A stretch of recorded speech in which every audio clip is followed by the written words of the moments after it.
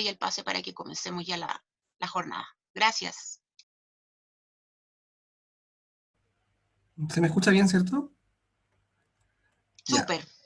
Gracias por la presentación. Hay una corrección nomás. Mi nombre es Diego Mesa Zamora. Pero no pasa nada. Que dijeron Diego Zamora. Perdón. ¿Sabes? Traspapeladas de la No pasa, primera vez.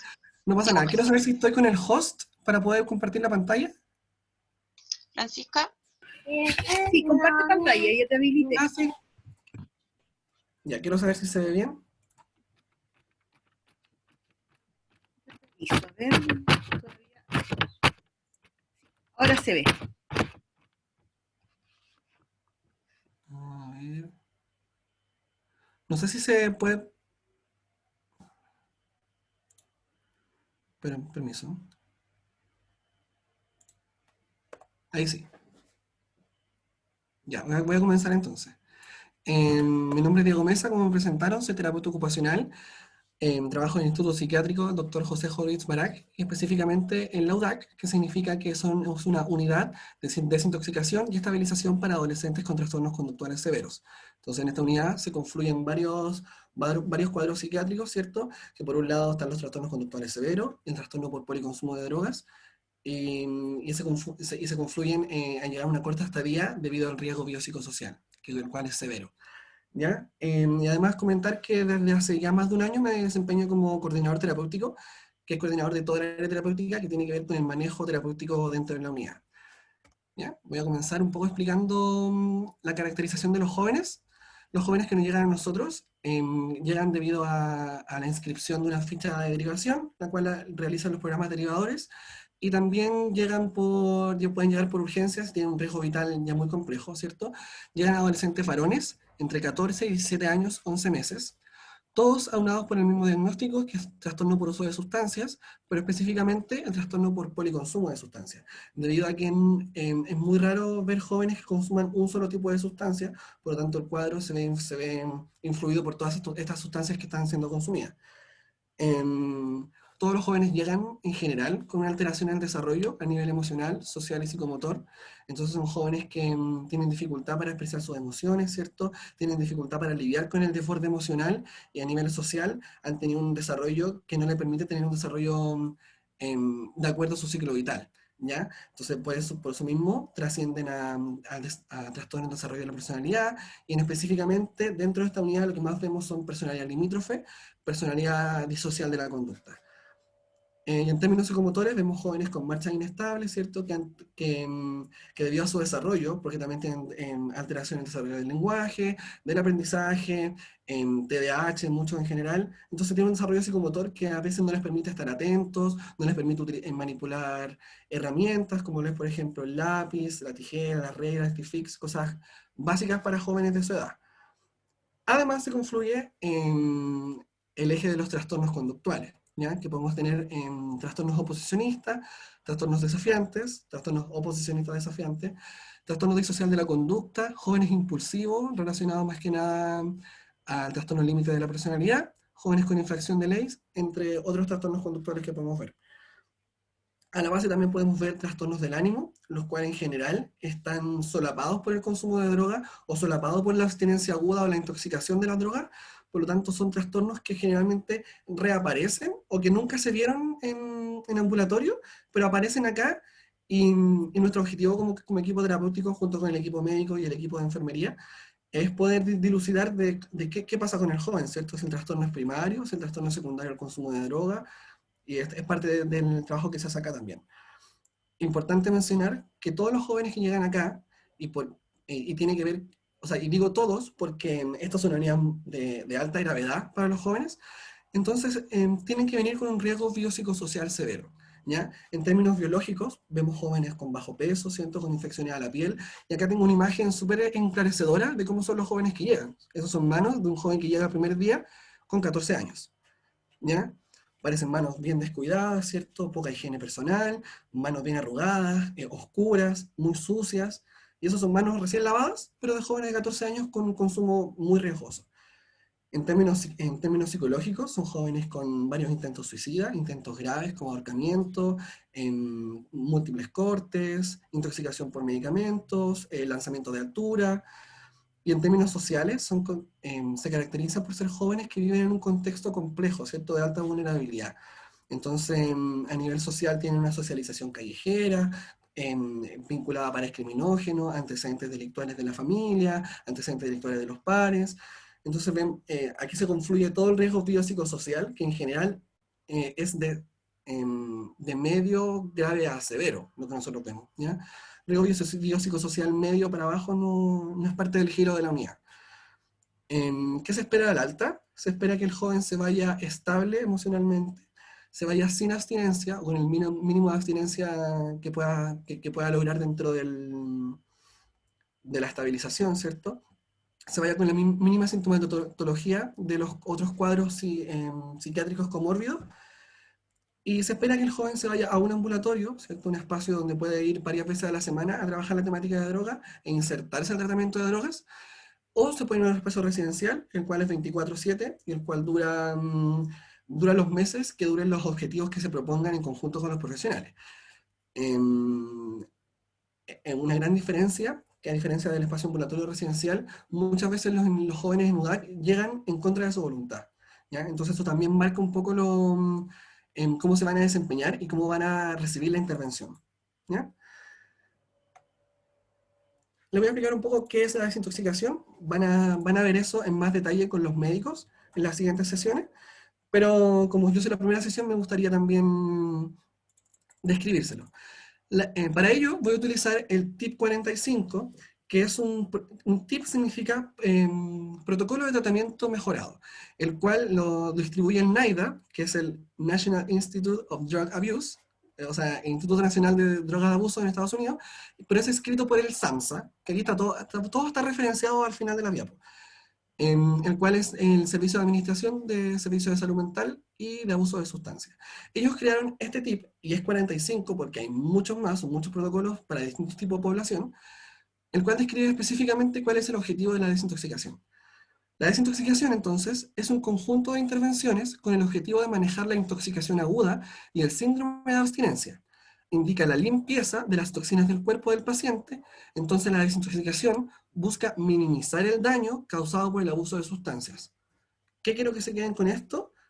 Que el objetivo de la desintoxicación no es sanar a la persona de la adicción, es minimizar el daño que le ha producido la adicción y la sintomatología de abstinencia durante su periodo de desintoxicación. ¿Ok? Como siguiente cita, tengo que un programa de desintoxicación no está diseñado para resolver problemas psicológicos, sociales, conductuales de larga data, producto del abuso de sustancias. Entonces nosotros nos vamos a enfrentar a jóvenes que están en una situación, por ejemplo, de situación de calle, con una situación proteccional no resuelta, donde hay personas que están a su cuidado, que no ejercen los cuidados de manera correcta, ¿cierto? Tenemos problemas psicológicos de larga data, como bipolaridad, ciertos trastornos anímicos que vienen desde la infancia, trastornos conductuales que vienen de la infancia. Aquí no se solucionan, ¿ya? Lo que nosotros sí marcamos una alerta, porque sí o sí van a ser determinantes al tratamiento post al alta, ¿ya? Entonces, si nosotros vemos que un joven está con una situación proteccional no resuelta, nosotros damos alerta al tribunal, o podemos dar alerta al programa derivador, pero finalmente son ellos quienes se encargan de solucionar esa temática, porque nosotros acá lo que hacemos es acompañar la sintomatología de abstinencia, ¿ya? Además, no sé si lo dije, pero el periodo de hospitalización son 30 a 45 días. Por lo tanto, hace más sentido aún en que estos problemas psicológicos y sociales y conductuales de larga data no deban ser resueltos acá, porque requieren más de 45 días para ser resueltos, ¿ya? Y ¿por qué son de 30 a 45 días? Tiene que ver porque la evidencia muestra una clara tendencia a que durante ese periodo el cuerpo se desintoxica. Porque finalmente la desintoxicación depende mayormente de la capacidad del cuerpo fisiológicamente para poder liberarse de la sustancia, ¿ya? Y aquí como dato, tiene que ver con cómo los tiempos van cambiando, las drogas van cambiando, los patrones de consumo van cambiando. Todos los años, y aquí Rodrigo tiene que ver los datos, todos los años se han aumentado el promedio de hospitalización. Y esto tiene que ver no con que nosotros queremos dejar más tiempo a los jóvenes, sino que evidentemente, empíricamente nosotros vemos que ya a los 45 días, muchos de ellos a veces aún siguen con abstinencia. Y si siguen con abstinencia, no se pueden ir de alta. Los objetivos de la desintoxicación son tres. Primero, la evaluación, que es la valoración de la presencia de drogas en el organismo, y la evaluación de las condiciones mentales, físicas de la persona. ¿Cómo se valora la presencia del organismo? Mediante test de orina, el cual en nuestra unidad tenemos un test de orina que marca 10 tipos de drogas.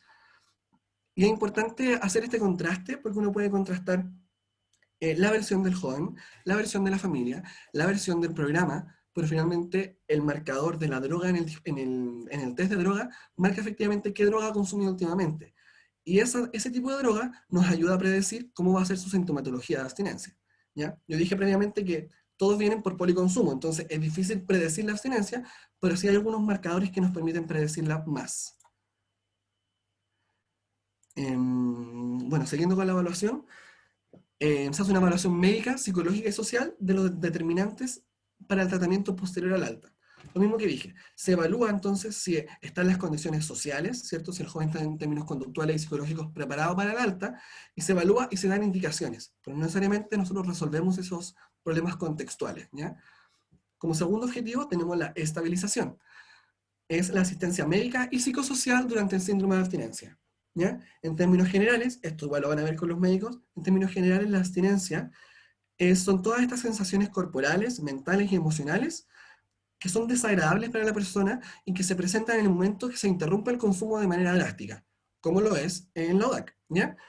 Entonces, todo esto es tan desagradable, ¿cierto? Es tan incómodo y muchas veces puede requerir asistencia médica, como lo es, por ejemplo, una distonía, o como lo es también, por ejemplo, un delirium tremens, que es parte de la desintoxicación de alcohol, que requiere una asistencia médica, farmacológica, ¿cierto? Pero también tenemos intervenciones psicosociales, intervenciones no farmacológicas, que apoyan a mitigar esta sintomatología tan desagradable que es para la persona, ¿ya? La cual no le permite desempeñarse de manera adecuada y no se siente satisfactorio con su cotidianidad. Por lo tanto, está en una constante lucha con esta hospitalización. Parte del proceso de estabilización, entonces, también es familiarizar al paciente con las expectativas del tratamiento.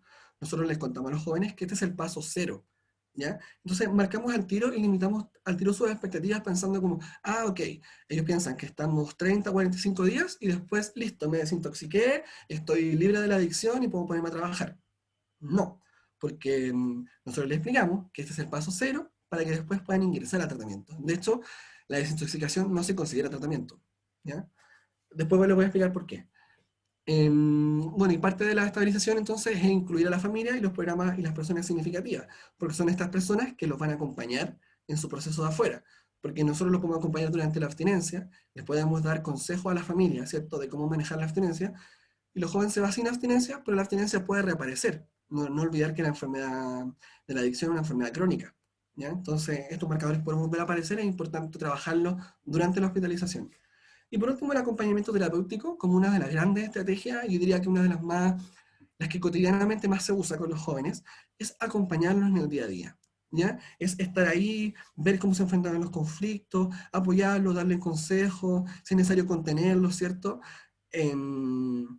Porque eso es lo que nosotros necesitamos en gente que trabaje en UDAC, que esté todo el día con los chiquillos, que esté todo el día atento a qué les pasa, porque además, como estamos en una corta estadía, la sintomatología va así, va cambiando de un momento a otro. Entonces, yo lo dejo de ver 2 días y otro joven, o lo dejo de ver de la mañana a la tarde y es otro joven. Es importante eso, referir al equipo médico, referir al equipo de enfermería para tomar los apoyos. Y finalmente tenemos favorecer la continuidad del tratamiento. No digo asegurar porque no es nuestro objetivo, ¿ya? Nosotros preparamos al paciente para que ingrese al tratamiento de drogas, entendiendo que este no es el tratamiento. Problematizamos el consumo junto con los jóvenes y un avance en el estadio motivacional, ¿ya? El joven puede llegar acá en un estadio no contemplativo y puede irse en un precontemplativo. Y eso ya es parte de los objetivos ganados dentro de la unidad, ¿ya? Ojalá se fueran uno preparado para la acción, pero eso ya se trabaja posterior al alta. Y por último, el mismo objetivo que es la estabilización, involucrar a la familia, a los programas y a las personas significativas. Ahí se me pegó. Ahí está. Entonces, para cerrar el tema de la desintoxicación, quiero dejar con la idea de que la desintoxicación no es tratamiento, ¿ya? Aquí tengo una cita que está en inglés, pero la voy a traducir. En rojo dice, la desintoxicación es una forma de cuidado paliativo. Por lo tanto, reduce la intensidad del desorden. ¿Qué desorden? La abstinencia, ¿cierto? Entonces nosotros acompañamos la abstinencia, pero no sanamos la adicción. Y a diferencia, un tratamiento significa que son todos estos servicios aunados con el objetivo último de promover la recuperación del abuso de sustancias. ¿Hacemos eso nosotros? No, pues nosotros no nos encargamos de que el joven deje de ser una persona que es adicta, ¿cierto? Nos encargamos de que durante la abstinencia sea un poco menos complejo. Y entre eso nosotros trabajamos con 3 equipos, que trabajamos 3 equipos, si estamos separados, trabajamos todos juntos. Está el equipo terapéutico, el equipo médico y el equipo de enfermería. Y hoy día voy a hablar más del equipo terapéutico. ¿Ya? Ahí estoy yo, ahí estoy yo, terapeuta ocupacional, Diego, ¿cierto? Belén, mi compañero terapeuta ocupacional, es mi colega, y que me hubiese gustado que estuviese acá en la presentación, pero está ahora con los jóvenes haciendo una actividad. Tenemos a Alex Ramírez, psicólogo de la unidad, también encargado de las intervenciones familiares. Tenemos a Angelo Gersetti, profesor de educación física. Rodrigo Naranjo, que lo conocieron acá en el Zoom, es trabajador social y coordinador de redes. Y nuestra última adquisición, Stephanie Tapia, que es la nueva psicóloga de UDAC, que se integró más o menos como hace 2 o 3 meses. El equipo terapéutico, los principios y los valores, ¿ya? Como trabajamos en salud mental y trabajamos en un hospital psiquiátrico, eso nos obliga inevitablemente a todo el rato mirarnos lo que hacemos, ¿ya? Más, obviamente mirar los resultados, pero como nosotros trabajamos en la cotidianidad, hay que mirarse mucho lo que uno hace. Entonces, hay principios y valores que tenemos del equipo con el equipo y otros del equipo hacia los usuarios, ¿ya? Del equipo con el equipo tenemos como principal valor la interdisciplinaridad, ¿ya? Entendiendo esto como, como que como profesionales, sabiendo que tenemos tareas asociadas a nuestro rol profesional, también nos permitimos realizar tareas que no están asociadas a nuestro rol, ¿ya? Y esto es muy importante debido a la contingencia de la UDAC. La UDAC es una UDAC muy dinámica, ¿cierto? Que puede cambiar de una hora a otra, puede cambiar la dinámica de los jóvenes y la dinámica en general de la unidad, de los profesionales. Entonces es importante de que si yo estoy ocupado haciendo algo y necesito que alguien haga una contención emocional, lo puede hacer un trabajador social, ¿cierto? O incluso lo puede hacer el profesor de educación física. Tenemos habilidades diferentes, pero nos hemos intentado ir formando entre nosotros para todos desempeñar un mismo rol, sabiendo que tenemos tareas específicas. Por eso no es transdisciplinar, porque aún tenemos tareas específicas del rol que no son traspasables, ¿ya? Como segundo punto, tengo la comunicación efectiva y oportuna. Nosotros utilizamos el WhatsApp, pero también es importante utilizar el correo, y si no utilizamos el correo, un recado, un recado escrito, verbal. Aquí lo principal es que la información tiene que estar actualizada para todos, ¿ya? Yo no puedo llegar a la unidad y no saber qué pasó ayer, no saber qué pasó en términos de cada joven y no saber qué pasó en términos grupales, porque eso también va a dictaminar qué va a pasar durante el día, ¿cierto? Y qué va a pasar durante la tarde. En tercer punto, la confianza y el respaldo, que eso lo tengo junto porque yo no puedo respaldar a alguien que no tengo confianza, ¿cierto? Tiene que ver con cómo hemos trabajado como equipo, esta capacidad de poder confiar en el otro, poder delegar y saber que lo va a hacer bien. O que él toma una decisión, o ella toma una decisión, y yo puedo respaldarlo y decir, ok, yo respaldo esa decisión porque confío que la tomaste analizando todos los factores, ¿ya? Es súper importante, lo voy a decir siempre, porque es parte también de una de las características del equipo. El buen trato, entender que, o sea, aquí igual hay discusiones, ¿cierto? Pero entender que las discusiones siempre son en el marco del respeto, y también las discusiones tienen por objetivo último mejorar la calidad de atención de los chiquillos. Ya nunca es personal. Entonces, muchas veces el equipo terapéutico se abandera con una idea, el equipo médico con otra, y es importante poder discutirla y, en pos de los chiquillos, finalmente ese es el objetivo, ¿cierto? Y esto se resume con un buen clima laboral, ¿ya? Como nosotros estamos insertos en la unidad con los jóvenes todo el día, si nosotros no tenemos un buen clima laboral, eso se va a ver reflejado en los jóvenes, en el tratamiento y en la calidad, ¿ya? Y tenemos principios y valores con los usuarios, ¿ya? Esto yo los copié textual del protocolo que les dije anterior, que salen como las habilidades y principios de los equipos tratantes, pero lo pongo también como algo que yo sé que nuestro equipo tiene, son propios, ¿ya? Los TUS o trastornos por uso de sustancias son tratables y hay esperanza en la recuperación. O sea, quien llega a trabajar en esto, ve la gravedad del cuadro y piense que esto no es tratable y no hay esperanza en la recuperación, no nos sirve y no es útil para la intervención, porque eso se transmite con los jóvenes, ¿ya? Siguiente punto, los trastornos por uso de sustancias son alteraciones cerebrales y no es evidencia de la debilidad moral. ¿Qué quiere decir esto? El joven no consume o no tiene un trastorno conductual porque sea malo, ¿ya? El joven no consume porque sea débil, el joven consume, bueno, incluso ni siquiera podemos hablar de acá de la voluntad, ¿cierto? No podemos decir, es que porque no quiere. O O sea, acá la voluntad está totalmente alterada, y eso se explica como desde la neurociencia. Imagino que el doctor lo va a explicar también, o la doctora. Y tenemos alterados los circuitos de aprendizaje de memoria, ¿cierto? Tenemos alterados los circuitos de recompensa-placer, circuitos de motivación, circuitos de inhibición, planificación en la función ejecutiva. Entonces no podemos decir que acá la voluntad está totalmente lista para ponerse a disposición, ¿ya? Acá los jóvenes no pueden emplear la voluntad por parte de su tratamiento, menos durante la abstinencia. Está mucho más interferido. En tercer punto, los pacientes son tratados con respeto y dignidad siempre. Lo pongo, aunque sea obvio, ¿cierto? Y lo pongo también porque nosotros nos enfrentamos a varias confrontaciones con los jóvenes, ¿ya? Son bien desafiantes, oposicionistas, son agresivos, son violentos, te intimidan, te amenazan, pero es importante que, independiente de todo eso, el respeto y la dignidad está por sobre todo, ¿cierto?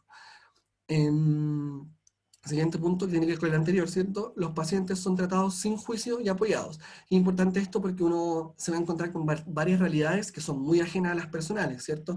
Manejo de armas, homicidios, violación a los derechos humanos, ¿cierto? O a los derechos personales de otras personas. Entonces es importante tratar eso sin juicio, dándole una connotación moral, y sin duda porque los jóvenes están en desarrollo, entonces tienen que aprender que eso moralmente no está bien, pero de igual manera es importante no enjuiciarlos y apoyarlos, porque de que lo pasan mal con la abstinencia.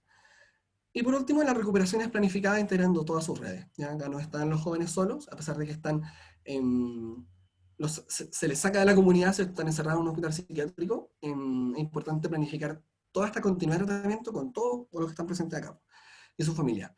Es importante decir, que lo puse abajo, que todo lo que uno realice está supeditado a un principio mayor, que es el principio de la seguridad de todos. ¿Ya? Yo puedo encontrar una estrategia que tenga la máxima evidencia del mundo y que con esto vamos a salvar al cabro, pero si no es seguro o pone en riesgo su permanencia en la unidad, pone en riesgo la permanencia de otros, la estabilidad física o mental de él o otros, es una actividad que no se realiza. ¿Ya? Es súper importante mantener la seguridad como principio fundamental.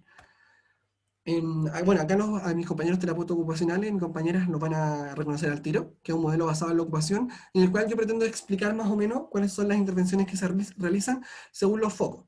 ¿Ya? Tenemos acá enfocado al ambiente, que realizamos estas actividades como una infraestructura adecuada, cálida y segura. Y con cálida me refiero a la temperatura, porque tenemos que generar un confort, ¿cierto?, de los jóvenes, pero también cálida en términos de afecto. Son jóvenes que vienen vulnerados en sus derechos, que vienen de historias bien complejas, entonces es importante entregarles a ellos esta experiencia de cuidado, donde ustedes son adolescentes que se dejan cuidar por adultos. ¿Ya? Es importante manifestar eso, que ustedes no resuelven los problemas, somos los adultos quienes resolvemos sus dificultades. Buen trato, buen digno, parte del ambiente, ¿cierto? Una rutina estructurada, que después lo voy a hablar. Como modelo a la base tenemos el modelo cognitivo-conductual, y como una comunicación con la familia programa, entendiendo que ese es su ambiente social, el cual se ven deprivados porque están fuera de ese contexto. A nivel de la persona, tenemos intervención individual, después la voy a detallar, entre ellas la contención emocional, ¿cierto? La evaluación de necesidades, o sea, evaluación de habilidades y necesidades personales, por si se requiere adecuar la rutina, ¿cierto? Adecuar las condiciones de la unidad o adecuar las demandas de la actividad. Resolución de problemas no urgentes pero significativos. Y aquí voy a dar un ejemplo súper banal, pero muy significativo y es no urgente. Por ejemplo, cuando los jóvenes llegan, que no está en un hospital psiquiátrico, en los hospitales psiquiátricos no puede haber cordones de ningún tipo por probabilidad de ahorcamiento. Por lo tanto, a los jóvenes se les corta el cordón de los buzos, ¿cierto? De los polerones, de los zapatos se les saca. Pero los jóvenes se sienten bien incómodos porque mientras caminan por la unidad o hacen educación física, el zapato se le queda gualeteando, pues, se le queda incómodo, y ellos lo refieren así. Entonces, si bien es una necesidad no urgente, es bien significativo que nosotros le pasemos un cordoncito de unos 5 centímetros, el cual se pueda poner en 2 ojales, y eso favorece su comodidad. ¿Ya? Es súper importante estar atento a esas necesidades personales. Tenemos la intervención en crisis como parte de la intervención individual.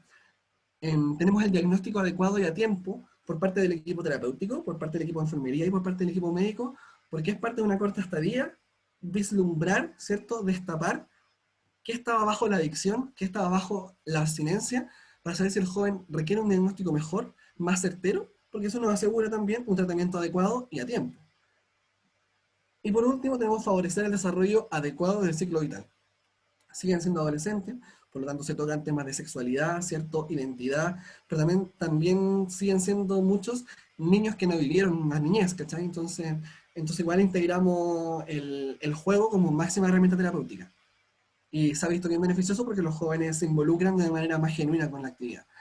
Y por último, a nivel de ocupación, que son estas actividades que se realizan de manera diaria y que tienen significado personal, como siempre la presencia de actividades de la vida diaria, básicas en específico, porque al ser un hospital psiquiátrico las instrumentales se ven bien cortadas, no manejan celular, ¿cierto? No manejan dinero, no van de compra, no hacen aseo. Tenemos actividades recreativas de juego de tiempo libre, actividades de aprendizaje o actividades productivas, actividades de descanso y sueño, y como estrategia que utilizamos los terapeutas ocupacionales, la adecuación de actividades. Porque recuerden que nos enfrentamos a jóvenes con distinto desarrollo en su desarrollo, por así decirlo. Entonces, hay que tener ojo en cada uno es personal. La rutina diaria, como una intervención en el ambiente, me voy a enfocar en esta principalmente. Para quien no sabe, ¿cierto? La rutina diaria es un tipo de hábito caracterizado por ocupaciones secuenciales que proporcionan una estructura a la vida. ¿Ya? ¿Por qué nosotros somos tan insistentes con la rutina? Y acá hay un ejemplo también que nos puede ayudar a explicarlo. Ayudar a las personas a lograr altos niveles de orden en la rutina puede constituir una estrategia útil para adaptarse a la naturaleza impredecible de su enfermedad crónica. O sea, los jóvenes constantemente se enfrentan a lo impredecible de su enfermedad, o lo impredecible de la abstinencia, como también lo impredecible de su enfermedad como la adicción. O sea, ellos pueden salir de acá sin abstinencia, pero huelen a alguien fumando pasta base y se le activa la abstinencia, aunque hayan estado meses hospitalizados, ¿ya?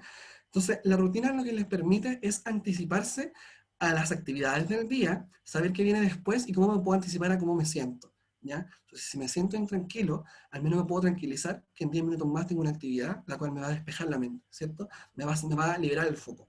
Entonces, de la misma manera, la rutina estructurada en la unidad es muy importante. Y aquí pongo dos palabras importantes, o es obligatorio participar en la rutina, o es voluntario participar en la rutina. Y aquí tiene que ver con una decisión que hemos tomado como equipo, que se fundamenta en la evidencia, pero la evidencia no es tan clara, por así decirlo, como lo somos nosotros. La rutina y la participación en la rutina es obligatoria. Es obligatoria porque los jóvenes aún están en desarrollo, ¿ya? No podemos contar con su motivación para participar en la rutina, no podemos contar con su sistema de recompensa, placer, ¿cierto? A participar de actividades de disfrute, ¿ya?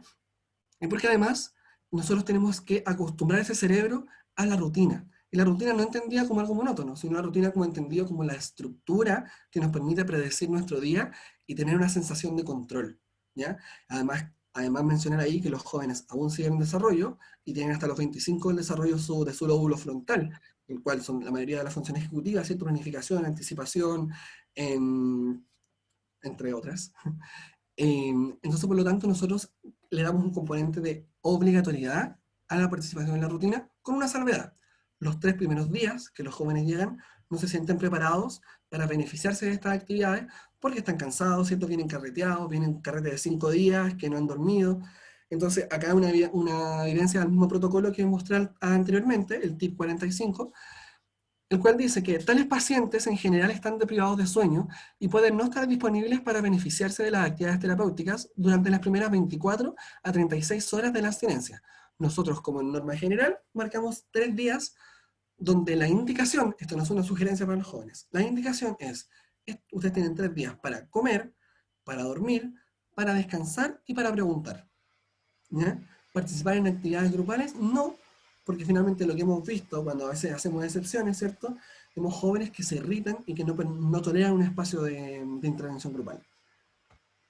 La rutina, aquí la puse bien coloreada, y quise marcar según áreas de ocupación, ¿ya? Mis compañeros terapeutas ocupacionales me van a entender mejor. Las áreas de ocupación son como los terapeutas ocupacionales dividimos la ocupación, y para quien no sabía, ahora en agosto del 2020, la OTA, que es la Asociación Americana de Terapia Ocupacional, lanzó el nuevo marco de la terapia ocupacional, en el cual incluye una nueva área de ocupación, ya no son 8, son 9 áreas de ocupaciones, integrando la nueva área de ocupación llamada manejo de la salud.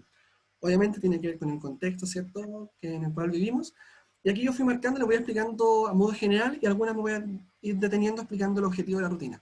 Tenemos la rutina de la mañana, la rutina de la tarde. ¿Y por qué es así de colorida? Porque nosotros favorecemos que sea así de, ¿cómo decirlo? Así de atractiva la rutina. Tiene que ser atractiva, ¿cierto? Tiene que ser colorida, tiene que ser entretenida, tiene que ser grata a la participación, ¿ya? Que te invite a hacer cosas diferentes todo el día. Entonces, como es un hospital, tenemos actividades de manejo de la salud, como el control de signos vitales, la toma de medicamentos. Hay alguien hablando, ¿cierto?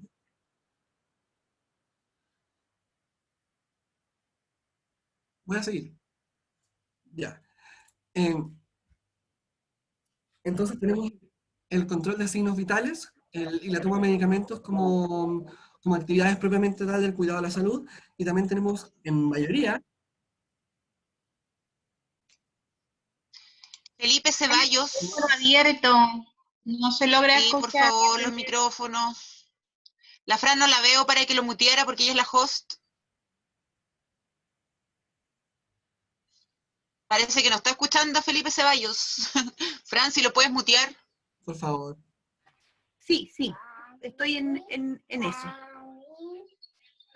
Ya, voy a continuar. Entonces tenemos el control de signos vitales y toma de medicamentos como actividades de manejo de la salud, y en su mayoría actividades estas en un naranjo claro, que son actividades de la vida diaria básicas, ¿ya? Como lo es la alimentación, el cepillado de dientes, la higiene personal, la ducha y el vestirse. No la puse porque son muchas, ¿cierto? Pero las principales las puse porque es una de las que más le damos énfasis a los jóvenes. Son jóvenes que no tienen rutina de higiene, son jóvenes que no tienen una rutina que les permita desempeñarse en otras ocupaciones, ¿ya? Son ocupaciones básicas las que les permiten hacer estas cosas. Después tenemos esta en varios colores, como el círculo terapéutico, taller 1, taller 2, las visitas y el círculo terapéutico de la tarde, que le puse hartos colores porque finalmente depende de la actividad y depende del significado que el joven le otorgue, en cómo se percibe esa actividad. A veces se percibe como una actividad de aprendizaje, otras veces como una actividad de tiempo libre, a veces como una actividad de manejo de la salud, porque en el círculo terapéutico me permite preguntar o sea, contar cómo me siento, preguntar mis dudas en relación a la sintomatología, y es muy importante. Luego de eso tenemos el orden de casillero como la única actividad instrumental que hay en la unidad, en la cual nosotros somos súper enfáticos porque les permite también desarrollar la función ejecutiva y planificarse durante el día. Entonces se levantan, ¿cierto? Ven su ropa, pero nosotros les avisamos, recuerden que tienen educación física, planifiquen la ropa que se van a poner, ordénenla para ir a sacarla, ¿ya? Eso es algo bien simple, pero favorece que el joven se ordene durante el día. Luego tenemos fumar y el tiempo libre en morado, como actividad que ellos significan como una actividad de ocio y tiempo libre, ¿ya? Y dar énfasis acá que el tiempo libre es una de las actividades que más difícil de manejar es para los jóvenes, ya para los jóvenes es un desafío. Hay muchas actividades durante el día que pueden ser autodirigidas, como son los juegos de mesa, ¿cierto? Dominó, cartas, el Uno, tenemos el Jenga, también pueden ver tele, jugar ping-pong, taca-taca, jugar Xbox. Tienen otras actividades, pero el desafío de ellos es poder involucrarse y poder decidir en qué actividad me quiero involucrar, ¿ya? Lo cual es muy difícil para ellos, aunque aunque no lo parezca con todas estas alternativas, porque uno llega al día siguiente, ¿qué hiciste en la tarde? Nada, me aburrí. Pero dentro de estas actividades, ¿cuál es elegir?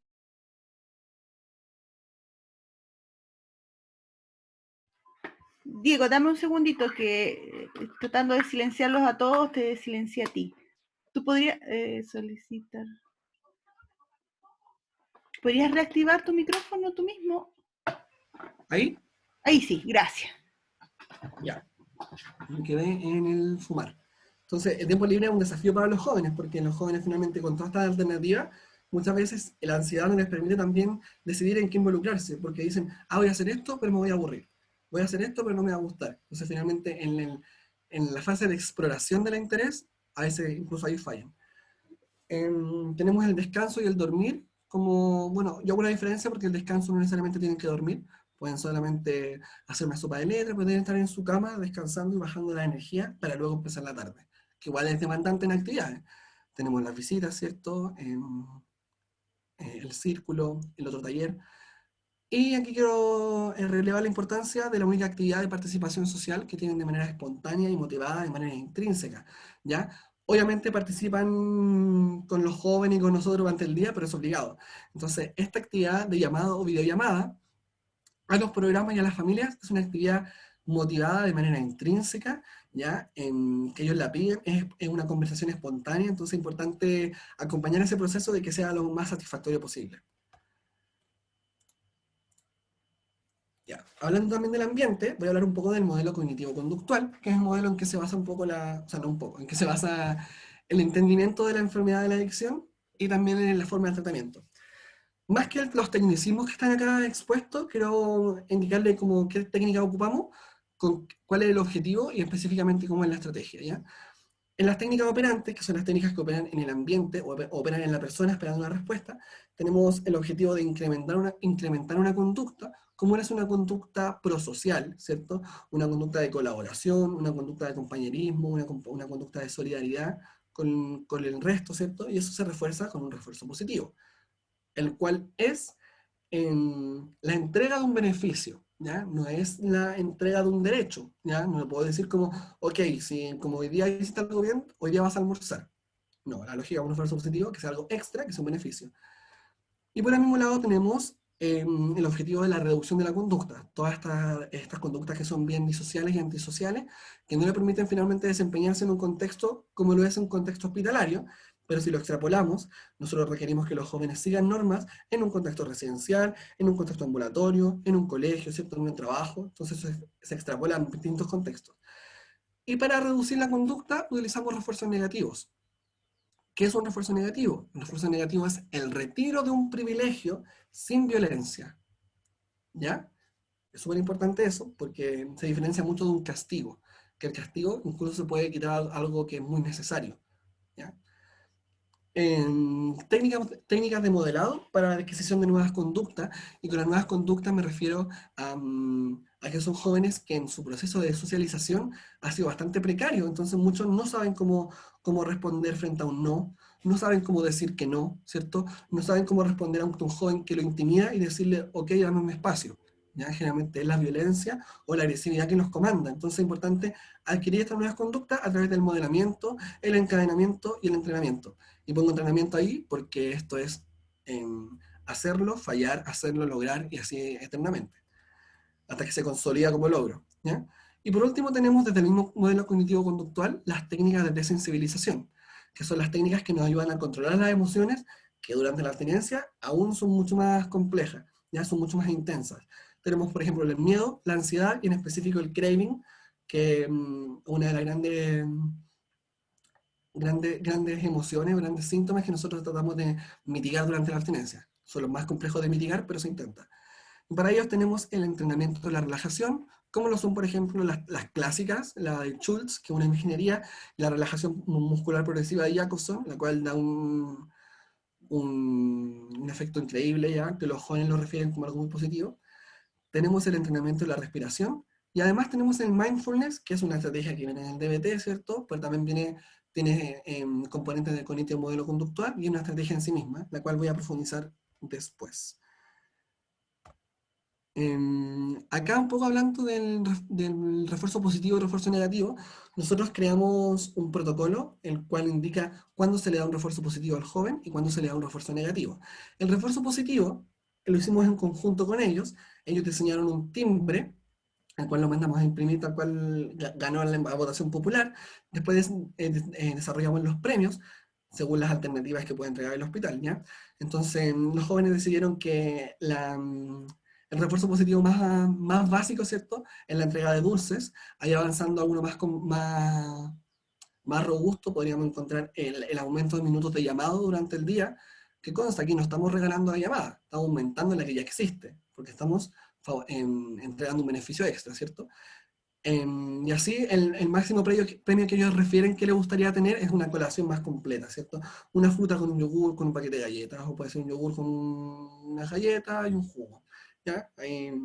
Ellos deciden, pero muy contentos, y es muy interesante esta actividad porque los jóvenes se conectan con esa infancia que muchos no tuvieron, ¿ya? Se conectan con ese niño y se transforma este mundo de normas en un mundo de juegos, en el cual ellos se logran involucrar y logran sintonizar, se logran conectar desde la emoción con estas actividades, ¿ya? ¿Y qué les pedimos a los jóvenes para ser premiados? Tener un lenguaje adecuado, ¿cierto? Colaborar cuando finaliza un taller, adecuada presentación personal, motivación por las actividades, advertir frente al conflicto de pares y seguir la rutina. Me imagino que igual a algunos les puede sorprender que son objetivos o son expectativas muy bajitas. Y eso tiene que ver con el cuadro de los jóvenes. O sea, lograr que alguien tenga una adecuada presentación personal o que alguien colabora durante el taller es algo complejo, igual es algo que sale de lo común en la unidad, ¿ya? Y por otro lado tenemos el protocolo de sanciones, que es el protocolo que indica el refuerzo negativo, el cual está explicado muy bien qué actitud o qué conducta va a ser reforzada negativamente con el retiro de este privilegio. En este caso son los cigarros, ¿ya? Y las llamadas. Los jóvenes fuman 4 cigarros al día, de los cuales pueden ir perdiendo de acuerdo a las conductas. Por ejemplo, algo simple es que el joven no asista a un espacio grupal, o no, que no participe en un espacio grupal. El joven va, pero no realiza contacto visual, no participa, ni siquiera se mantiene viendo la actividad, ignora, se le sanciona con un cigarrillo, el cual significa que durante el día va a poder solo fumar 3 cigarrillos, ¿ya? Y así al día siguiente se puede retomar este pool de cigarros, ¿ya? Y algo más complejo como puede ser la agresión verbal a funcionarios, o la agresión verbal o la agresión física a funcionarios o a los compañeros, puede desencadenar en un día completo sin llamar y sin fumar. Así hasta 4 días sin llamar y sin fumar, que es lo más complejo, ¿cierto? Agresión a funcionarios, que es la transgresión de norma, agresión verbal, agresión física, y la aceptación del ingreso y el consumo de droga en la unidad. Algo que ha pasado, ¿cierto? Y que tiene que ver con cómo también los jóvenes intentan violar todos estos aspectos de seguridad. Acá un poco de evidencia del mindfulness, que es algo que nosotros hemos visto que funciona bastante bien con los jóvenes, por lo tanto por eso mismo se los planteo. Acá hay una revisión sistemática y un metaanálisis del mindfulness en el uso del tratamiento por uso de sustancias. Originalmente se utilizaron 473 estudios, de los cuales 42 cumplían con los criterios de inclusión, que fuese una actividad evaluada pre y post intervención, ¿cierto? Una actividad que dé una información empírica y comprobable de los beneficios, que tiene que ver con los autorreportes y los reportes de los profesionales. De estos 42, 34 son ensayos clínicos randomizados y 4 son de diseño cuasi experimental. Más que eso, lo que me interesa que les quede claro de la cantidad de estudios, es que solo uno de esos estudios se encontró que estaba realizado en población adolescente mixta. ¿Ya? Estamos hablando de 42 estudios, solo uno calificaba siendo de adolescentes. Solo 5 son de puras mujeres y solo 4 son solamente de hombres adultos. El resto de población adulta mixta. Entonces aquí nos deja un gran desafío para los terapeutas, ¿cierto? Para psicólogos, bueno, los que componen como el manejo terapéutico, de seguir investigando sobre el uso de las estrategias terapéuticas para el manejo en el tratamiento de drogas, ¿ya? Los fármacos, en cambio, los fármacos están mucho más evidenciados, ¿cierto? Tienen mucho más respaldo. Pero las intervenciones terapéuticas deben tener el mismo respaldo y con una población específica, como lo es en los adolescentes, ¿ya? Acá los resultados principales del estudio indica que son resultados consistentemente positivos para la reducción de la cantidad y frecuencia del consumo de sustancias post-tratamiento. Además, la reducción del craving y sintomatología de abstinencia. Estos resultados tienen que ver con el objetivo primario, ¿cierto? Con el uso del mindfulness en el tratamiento del uso de la sustancia. Pero además se encontraron resultados secundarios que no necesariamente tienen que ver con el uso de la sustancia, pero sí con otros trastornos psiquiátricos o sintomatología psiquiátrica, y se descubrió que hay una gran reducción en la supresión del pensamiento. ¿Qué quiere decir esto? Los jóvenes reducen la necesidad de decirse a sí mismos, deja de pensar en esto. Y ahí cuando del alta, voy a dejar de pensar en esto. Esa necesidad de querer suprimir su pensamiento se reduce con el mindfulness. Además, se reducen las emociones o los estados de ánimos negativos. Se incrementa la percepción del control frente al consumo de drogas. O sea, me siento más en control de mis emociones cuando hablo de drogas, ¿cierto? O cuando pienso en droga, o cuando me toca hablar de cómo me siento con la droga, ¿cierto? Y por último, un incremento en las funciones neuropsicológicas, como lo es la memoria del trabajo, la inhibición y la toma de decisiones. No olvidar que los jóvenes constantemente pueden seguir aprendiendo, ¿ya? Aún no se termina de desarrollar su cerebro, entonces esto sigue siendo un aspecto a seguir fortaleciendo. Ahora las actividades grupales. Tenemos actividades de círculo terapéutico que se realizan en la mañana y en la tarde, es a cargo de los psicólogos o las psicólogas. Sin embargo, como lo dije antes, bajo el marco de la interdisciplinariedad. todos podemos participar de esta actividad, ¿cierto? Si hay una contingencia que hay que resolver, nos dividimos, nos delegamos y es posible realizarlo. Después tenemos actividades que en este caso sí son más del rol del terapeuta ocupacional, como son las actividades lúdico-recreativas, las actividades psicoeducativas, actividades manuales expresivas y actividades de estimulación cognitiva. Y por último, las actividades de educación física, que qué mejor que hacerlas con un profe de educación física. Un poco de descripción y foto de las actividades. Bueno, ahí tenemos a Alex dirigiendo el círculo terapéutico. El círculo terapéutico tiene por objetivo, bueno, se realiza en la mañana y en la tarde, y tiene por objetivo reindagar el estado físico y emocional de los jóvenes. El que se realiza en la mañana, que es a primera hora, el objetivo es indagar cómo estuvieron los jóvenes durante la tarde, cómo estuvieron durante la noche, cómo durmieron, qué soñaron, cómo se sintieron.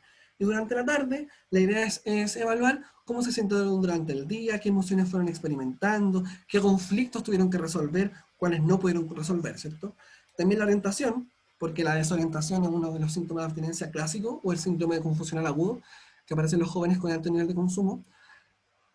Se resuelve situaciones de convivencia. Nosotros les damos la indicación a los jóvenes que las situaciones de convivencia, los conflictos, se resuelven en el círculo y las resolvemos en conjunto con los adultos, ¿ya? Acá nosotros entendemos que los jóvenes han podido resolver muchas de estas cosas fuera, han tenido una vida bien compleja, con bastantes obstáculos, pero en este espacio requiere una adecuación al contexto. Y en un hospital los adultos resolvemos las situaciones de convivencia, ¿ya? Entonces el círculo es un momento para poder conversar este tema. Se explica constantemente el proceso de hospitalización, porque los jóvenes, como están en abstinencia, están poco atentos, muy poco receptivos a la intervención. Entonces una de las estrategias que siempre utilizamos es repetir y repetir y repetir. ¿De qué trata el proceso? ¿Para dónde van? ¿Qué objetivo tiene? Se abordan además temáticas relacionadas al perfil, la adolescencia, ¿cierto? El consumo de drogas, la infracción de ley, la familia, la identidad, sexualidad, ¿cierto? Y muchos otros temas. Tenemos además las actividades lúdico-recreativas, que tienen por objetivo último que el joven disfrute de esa actividad, ¿ya? Y puede parecer simple, ¿cierto? O sea, uno piensa en los intereses, ya, vamos a hacer panqueques, qué entretenido. Pero hay gente que no lo va a pasar bien y tiene que ver con este síndrome amotivacional que viene gatillado por la abstinencia, ¿cierto?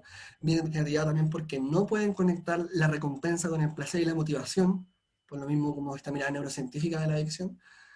Y aquí, a través del juego se trabajan estas cosas, ¿ya? El juego finalmente es un medio para poder trabajar el trabajo en equipo, un mínimo de reglas, que puedan tolerar 4 reglas, para después que puedan tolerar 5, después puedan tolerar 6, ¿cierto? Y el desarrollo de la comunicación y la solución de conflictos. O sea, nosotros, obviamente, con Belén, que es mi dupla con que hacemos estas actividades, los ponemos en conflicto a los jóvenes, ¿ya? El objetivo es tensionarlos, porque afuera es difícil tensionarlos porque pueden hacer lo que ellos quieran. Pero en este ambiente que es tan controlado, es tan normado, es bueno tensionarlo porque dentro del control uno evalúa cómo se van comportando, qué habilidades adaptativas despliegan para poder adaptarse a este entorno, ¿ya? Habilidades que todos tenemos para poder desplegar y que a los jóvenes se les hace más difícil, ¿ya? Entonces en estas actividades tenemos hacer cocina, ¿cierto? Hacemos panqueques, pizza, cocadas clásicos. Tenemos actividades más lúdicas, ¿cierto? De disfraces con materiales de oficina, actividades de relajación, ¿cierto?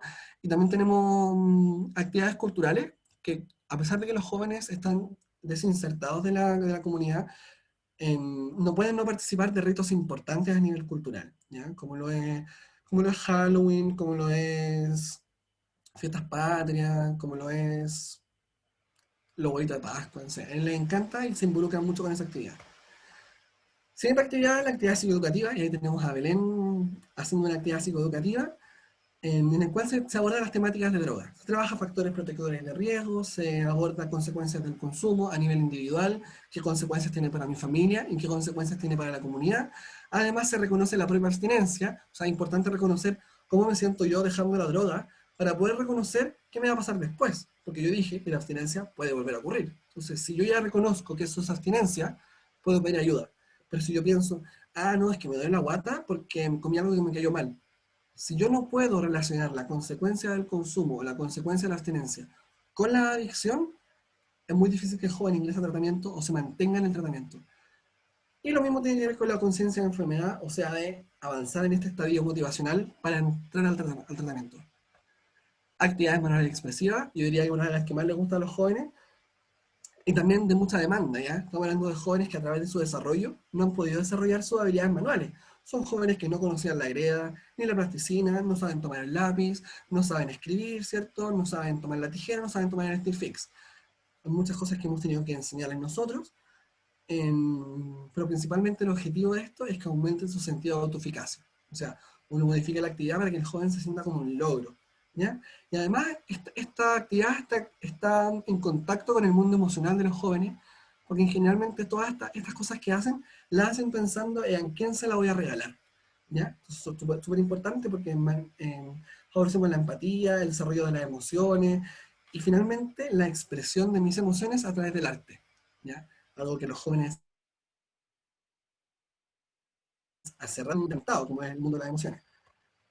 Actividades de estimulación cognitiva, como me dije antes, los jóvenes están en constante desarrollo, entonces no podemos decir que su cerebro ya está hasta este tope, ¿ya? Muchos tienen un tope más bajo, que tiene que ver con una discapacidad intelectual, pero aún así el refuerzo de las habilidades cognitivas son constantes, ¿ya? Entonces, bueno, reforzamos la habilidad de procesamiento cognitivo, se exploran actividades con demanda adecuada del ciclo vital, o sea, un joven, como acá el noticiario UDAC, un joven a su edad debe ser capaz de leer una noticia y poder contarla, ¿ya? Entonces adecuamos esa actividad, pero dentro de un juego. Tienen muchas noticias que la eligen, se la ensayan y la presentan. Todo dentro de un marco, por ejemplo, de las noticias de la ODAC. ¿Ya? Tenemos público, los paramédicos, siempre intentamos ver el juego como la mejor herramienta. Y bueno, el desarrollo de la lectoescritura, que a su edad debe estar en un nivel alto. Y actividades de educación física, aquí comandadas por el profe de educación física, que tenemos promover la actividad física como una estrategia para el manejo de la abstinencia, ¿ya? Esto de descargar energía, primero, favorece el ciclo sueño-vigilia, o sea, mantiene al joven durmiendo más tiempo de noche porque están más cansados, liberan más energía, pero también en términos fisiológicos, durante la actividad física el joven se suda, ¿cierto? Suda. Y el sudor es una de las formas que tiene el cuerpo de desintoxicarse más rápido. Entonces las toxinas que salen a través del sudor, mientras más actividad física hagan, más rápido, en teoría, se podrían desintoxicar, ¿ya? Y el trabajo en equipo y la solución de conflictos, que en una actividad competitiva va a aparecer y es un arma de doble filo hacer actividades competitivas, pero es parte de la pega que uno tiene que hacer, porque uno tiene que tensionar estas cosas para que puedan aprender cosas nuevas. Intervención individual. Voy a nombrar todas, pero solo me voy a detener en la contención emocional, para no hacerlo tan largo. En la intervención individual tenemos la entrevista inicial, para ahí decirle al joven de qué trata la unidad, cuáles son las normas, ¿cierto? Entrevistas de seguimiento para la adaptación y la hospitalización, porque los jóvenes constantemente olvidan las normas y hay que volver a contárselas. Tenemos la contención emocional, que luego lo voy a especificar. La identificación de los intereses como una estrategia que nosotros vemos que los intereses finalmente reaparecen, intereses de la infancia, o se disponen a explorar nuevos intereses no relacionados al delito ni a la droga. Tenemos la estructuración de rutinas de la ocupación en el hogar, entendiendo que estamos en pandemia, entonces los jóvenes se van a enfrentar a una rutina doméstica que no se condice con su rutina anterior, porque la rutina anterior estaba caracterizada por conductas que no queremos fomentar ahora, pero hay que ver qué cosas del interés de la casa podemos integrar en la rutina. Identificación de necesidades especiales, tales como sean sensoriales o físicas, acompañamiento en videollamadas a los programas a la familia, trabajo de la conciencia de enfermedad, la motivación al cambio a nivel individual, el plan de manejo de recaídas, o sea, explicar al joven que volver a consumir es parte del proceso, pero es importante entender qué hacemos, ¿cierto? A quién llamo, a dónde me dirijo, qué hago conmigo mismo en ese momento, y la preparación para el alta, que eso es constante con los jóvenes. Ya, aquí me voy a tener un poco, para ser más concreto. Abajo pone una referencia, pero esto es una mezcla entre la referencia y la experiencia propia de nosotros. Hay 4 niveles de contención emocional formales, pero hay un nivel previo y un nivel posterior, que no aparecen en las fichas en general, pero es parte de lo que se realiza. Tenemos el nivel previo, que es el encuadre, como una de las estrategias como de prevención máximas que hay en la unidad, dentro de todo. O sea, las normas visibles son estrategia de prevención, la rutina también es estrategia de prevención, pero el encuadre como una instancia formal donde se encarecen las normas, se concretizan las normas. Entonces, en vez de decir, no quiero que los jóvenes se porten mal, tengo que decir específicamente qué quiero de ellos, ¿cierto? Quiero que sigan las normas, quiero que sean respetuosos, tal como nosotros los respetamos a ellos, y visibles, porque mientras más visibles, más concreto, y mientras más concreto, más claro queda, ¿ya? Los puse en colores así cada vez más oscuros porque tiene que ver con la intensidad de la intervención que vamos escalando y con el nivel de escala que hay que tener. Si el encuadre nos sirve, ¿ya? Y esto tiene que ver con la contención emocional o también se aplica para una agitación psicomotora, ¿ya? Cuando el joven pierde el control de las emociones y se vuelve un joven agresivo, ¿cierto? Un joven que se siente intimidado, un joven que se vuelve violento, entonces hay que seguir escalando en el nivel de contención. Si el encuadre sirve, bacán. Si no sirve, pasamos a la contención emocional, o sea, la contención ambiental. Como lo es, por ejemplo, retirar al joven de la actividad grupal y decir, como te parece conversar de manera privada, lo saco del lugar. O también puede ser, sin sacar del lugar, un ambiente social. Por ejemplo, si a un joven que le hacen bullying con una temática, nosotros queremos que esa temática no aparezca, uno hace un encuadre y una contención ambiental. Uno dice a los jóvenes, ok, de este tema no se va a hablar en esta actividad, está prohibido, ¿ya? Porque después se va a evaluar de manera personal o con la gente que corresponda. Y también a nivel sensorial, ha dado varios frutos, ¿cierto? En bajar el volumen de la tele, apagar la luz, cerrar las cortinas, para ahí poder iniciar una contención verbal. Si es que la contención emocional no da frutos, ¿cierto? Iniciamos una contención verbal. La contención verbal, una de las estrategias más evidenciadas desde el modelo cognitivo-conductual, es la desescalada verbal. Esto tiene que ver con, primero, delimitar, ¿ya? O sea, poner un marco de qué es lo que se va a hablar en esta contención verbal. Decir al joven, ok, vamos a hablar de lo que pasó en tu conflicto con esta persona, o vamos a hablar de lo que pasó en relación a tus emociones, vamos a hablar cómo ocurrió, ¿ya? Luego clarificamos, ok, él te dijo esto, tú le dijiste esto, tú reaccionaste así. ¿Cómo crees que reaccionó él? Ya, te pareció mal. Vamos clarificando y dilucidando un poco la historia y finalmente resolver. Y aquí quiero ser bien enfático en que cuando uno se enfrenta a un desajuste emocional o un desajuste conductual grave, o severo, como lo es en los chiquillos de la unidad con que yo trabajo, uno se angustia, ¿cierto? Y uno se angustia y empatiza con las ganas de ayudar al otro. Pero en ese momento uno tiene que tener harto ojo en no caer en soluciones que sean iatrogénicas. ¿Cómo lo es prometer algo que no va a ser real, ¿cierto? Dar una ilusión de una promesa que no se va a cumplir. Por ejemplo, ok, si tú te calmas, por ejemplo, un joven que está sentado en el alta, que me quiero ir, que se niega a la hospitalización y no se puede ir porque la familia no lo saca, porque está por orden de tribunal, uno no debiese decirle, ok, voy a hablar con la doctora para ver que te evalúe el alta. Porque primero eso no es real, y eso es mentir, ¿ya? Otra cosa que uno hace o que uno podría caer, ¿cierto? En prometer objetos materiales o hacer trueques. Ok, tú te portas bien, yo te doy un dulce. O haces esto y yo te doy esto. También es malo generar ese tipo de vínculos perversos e incluso iatrogénicos, ¿cierto?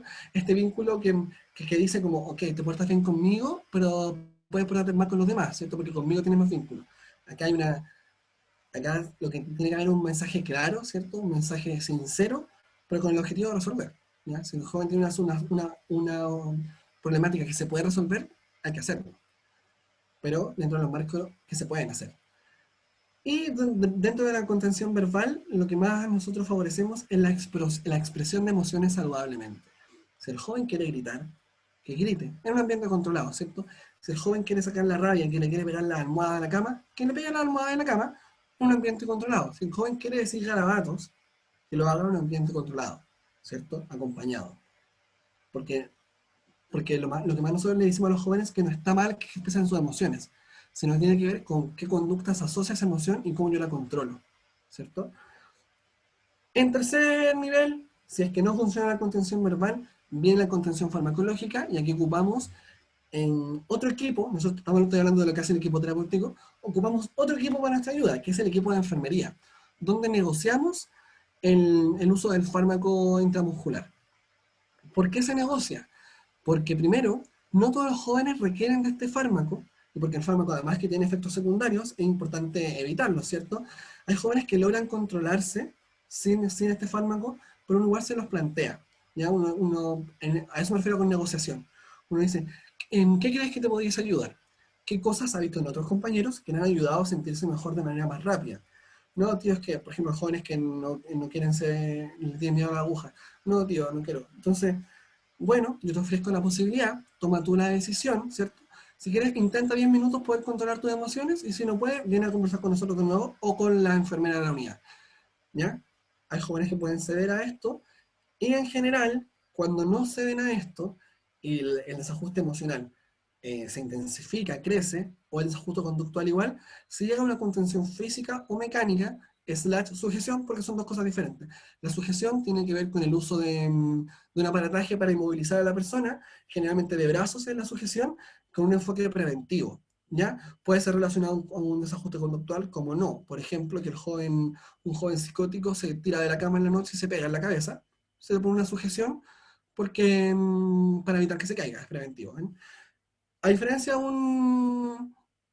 una contención físico-mecánica, que también puede ser preventivo, pero también tiene que ver con reaccionar frente al desajuste conductual.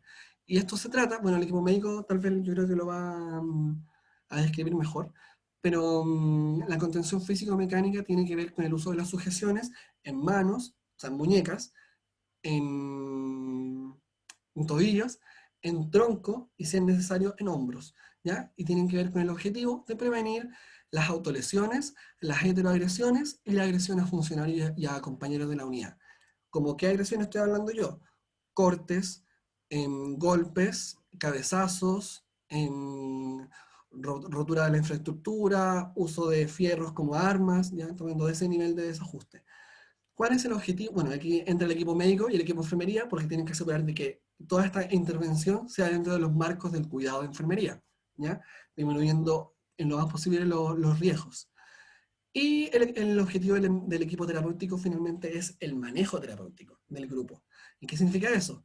A todos los jóvenes los remueve una contención física porque a la vista es violenta, ¿ya? Porque el joven se opone a la contención y la indicación es que se haga la contención. Entonces los jóvenes quedan removidos en términos emocionales, reviven ciertas experiencias que no son placenteras. Entonces es importante el equipo terapéutico mantenerse con el grupo y explicitar lo que está pasando, resguardando la privacidad del joven que está siendo contenido, pero sí decir como, miren, al joven le pasa esto, es importante que lo dejen descansar, ¿cierto? Que le den apoyo, si bien que necesita ayuda, que nos avisen a nosotros vamos a estar al tanto, ¿ya? Y ver qué les pasa a los demás jóvenes con esto. Y por último, tenemos la sala de observación, como este espacio de aislamiento, que también se le puede llamar, donde el joven se aísla del espacio grupal, entendiendo que la unidad es un espacio grupal gigante, ¿ya? No hay espacios individuales excepto el baño. Entonces aquí el joven lo separamos, como es una decisión terapéutica, por más que nada médica, se separa para prevenir el riesgo de agitación psicomotora. O sea, prevenir que el joven llegue a la contención, ¿ya? Entendiendo que la contención es una medida coercitiva, que es percibida como algo muy vulnerador por parte de los jóvenes, es importante prevenir que esto no pase, porque si el joven en contacto con los demás jóvenes, el joven que se va a agitar, ¿cierto? En contacto con los demás jóvenes, tiene una discusión, tiene un conflicto, ¿cierto? Tiene una demanda que no es escuchada o que no es resuelta al momento que él quiere, nosotros ya con la prevención nos podemos asegurar de que ese joven se va a agitar.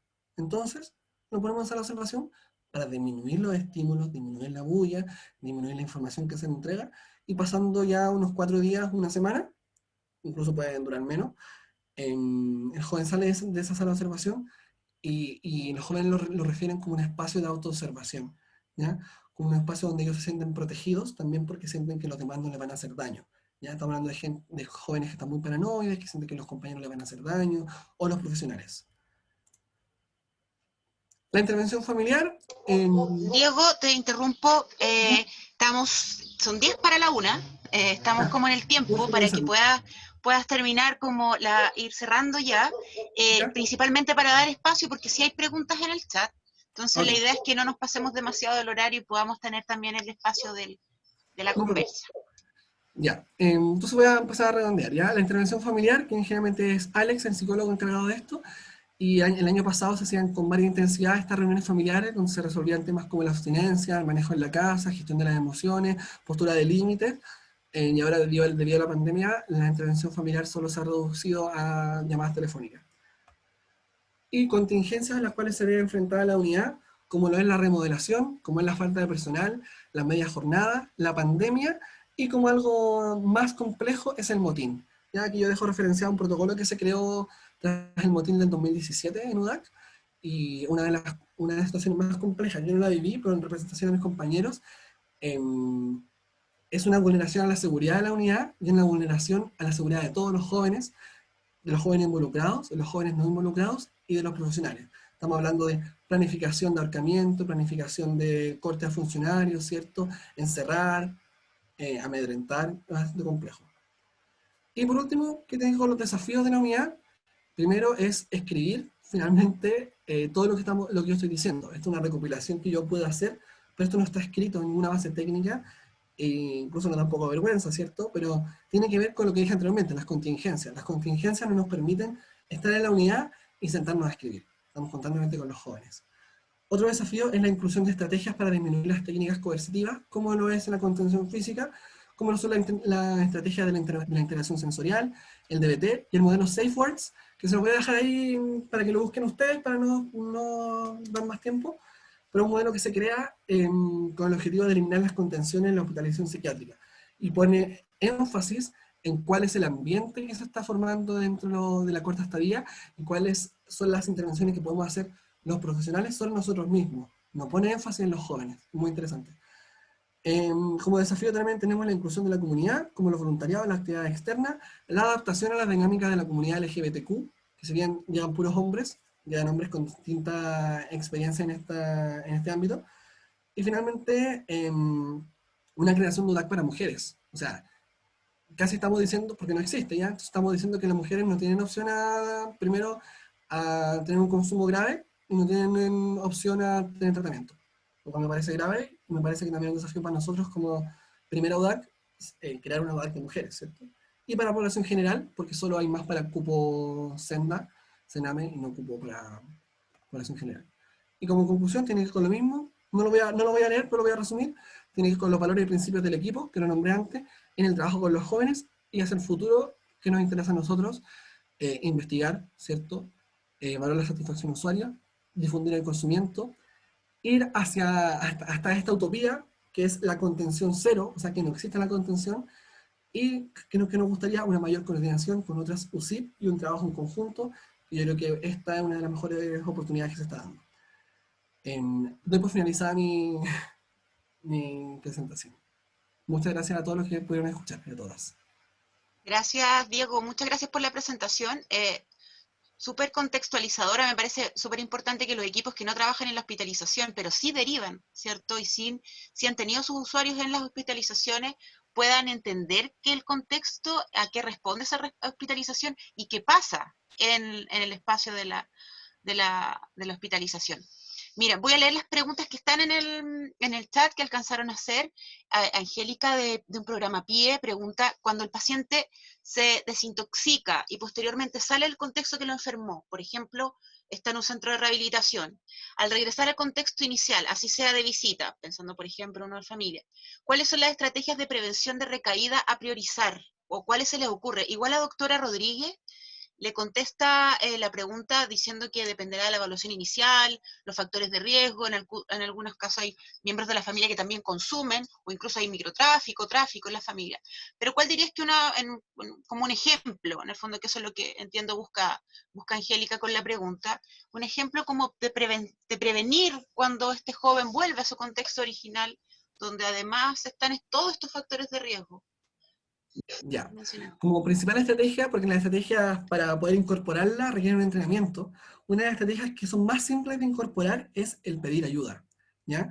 Nosotros con los jóvenes les enfatizamos y esto es algo que nosotros siempre evaluamos constantemente, si el joven pide o no ayuda cuando lo requiere, porque estos jóvenes, debido a su contexto, debido a su historia, han tenido que resolver por sí mismos muchas cosas, ¿ya? Sin requerir a un adulto responsable, sin requerir generalmente a los programas, pero en el momento de que el joven solicita ayuda frente a una necesidad, por ejemplo, siento que quiero consumir, tengo abstinencia de nuevo, o ya consumí, en el momento de que él activa la red, podemos generar un cambio, ¿ya? Pero en el momento que nosotros le damos estrategias que la haga él solo, finalmente delegamos en la responsabilidad él que soluciona sus problemas cuando estamos toda una red para apoyarlo.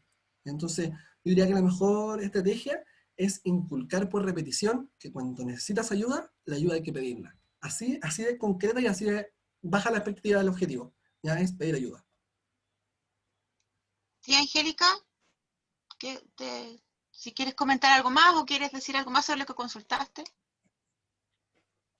Creo que es una buena estrategia en realidad. Esto lo digo en la medida en la que muchas veces cuando, no sé, los pacientes se encuentran en un espacio protegido, en un espacio como distinto, posterior a la desintoxicación, y luego retornan a su lugar de origen, donde su familia o van a visitarla, lo primero es esta memoria emotiva y pues viene todo el aprendizaje contextual que tuvieron. Entonces, no sé, inicial o lo primero que les puede pasar en una situación como es recordar, ¿cierto? No sé, recordar lo que yo hacía acá, dónde lo hacía, mira que fue allá. Entonces, de alguna forma como para también entregarle de pronto estrategias a la familia a que en el momento en el que su hijo vaya a visitarlos o el paciente salga, como que podrían hacer para generar estos cambios dentro del hogar, cosa de que no sea tan fácil de pronto recordar lo que Sí, hacía en la habitación. por ejemplo, hay estrategias, por ejemplo, que ayudan al manejo familiar, es que cuando el joven ingresa a un proceso de desintoxicación, la idea es que todos los objetos que estén relacionados a la droga desaparezcan de esa casa, ¿ya? O sea, y aquí tiene que ver con la postura de límite, ¿cierto?, que pueden tener la familia. O sea, ingresar a la pieza y que el moledor se fue el moledor, ¿cierto? Los papelillos se fueron los papelillos y las boquillas se fueron las boquillas. Y si queda droga, se va la droga. Porque acá no es una cuestión de que puede que el joven le vuelva la abstinencia, ¿ya? Acá hay varios estudios, principalmente de Volkow, que es una neurocientífica muy reconocida en el ámbito de la neurobiología de las adicciones, que indica que la abstinencia va a volver a aparecer con estos marcadores, ¿ya? Marcadores visuales, marcadores olfatorios, marcadores contextuales, que va a aparecer sí o sí. Entonces, si disminuimos estos marcadores, favorecemos como la mantención de la abstinencia.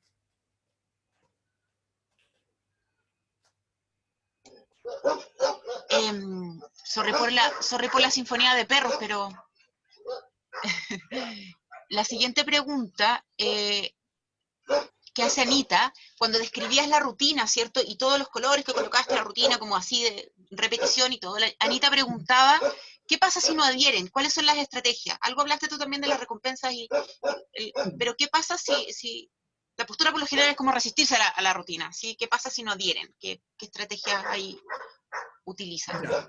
Primero, diferenciar de por qué no adhieren, ¿ya? Muchos jóvenes no adhieren porque no entienden, ¿ya? Estamos hablando de que muchos jóvenes tienen un desarrollo cognitivo bien precario, entonces requiere de una intervención individual en la cual se explique los beneficios de esto, ¿ya?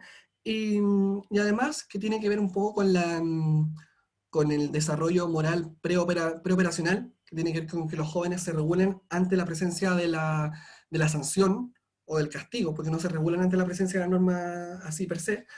Uno puede condicionar el alta a la participación de la rutina, ¿ya? Y tiene que ver con estas actividades, con estos refuerzos negativos, ¿ya? O sea, indicar que un joven que solamente está en la desintoxicación no está preparado para ingresar a un tratamiento en droga. Porque ¿qué es lo que nosotros necesitamos? Que un joven esté preparado para cuando vaya a ambulatorio participe de la actividad, ¿cierto? Pueda entender la actividad y pueda seguir la norma. O cuando vaya a un residencial pueda seguir una rutina, ¿ya? Entonces es importante, desde el modelo cognitivo-conductual, condicionar también la participación a su desempeño y el alta. Sí, Anita, ¿te queda claro? ¿Quieres agregar algo más a tu pregunta? ¿No? ¿O sí? Que te vi así como que ibas a prender el micrófono, ¿no?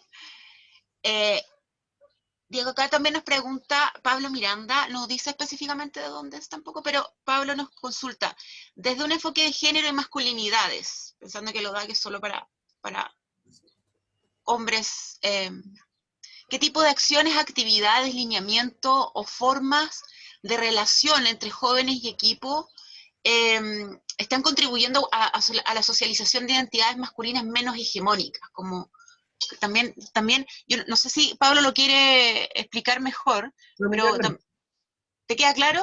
Sí. Ya, perfecto. Por si Mira, acaso leí mal. Desde un enfoque de género y masculinidades, principalmente estas temáticas se trabajan en el círculo terapéutico, ¿ya?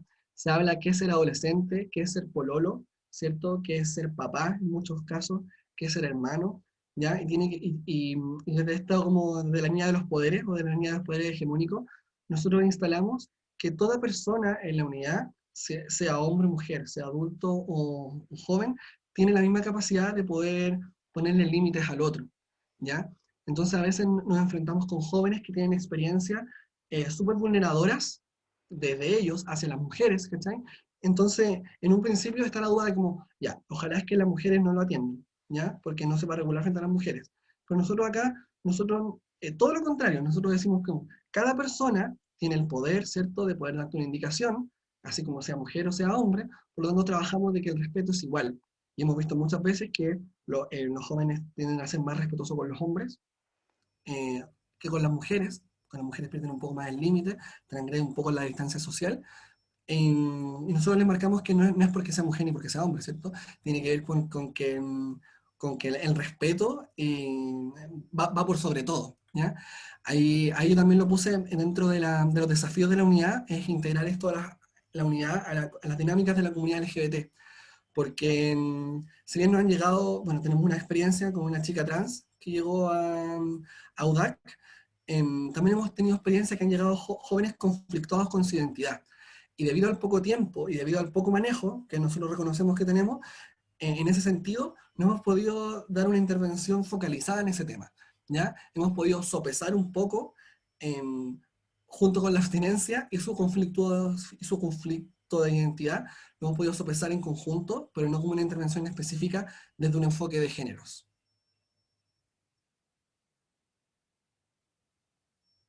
No, es una chica trans. Sí. Bueno, Rodrigo tiene más, bueno, porque yo no estaba en ese tiempo, por eso lo digo. Rodrigo tiene más experiencia, pero ahí la unidad tuvo que hacer un cambio rotundo, ¿cierto?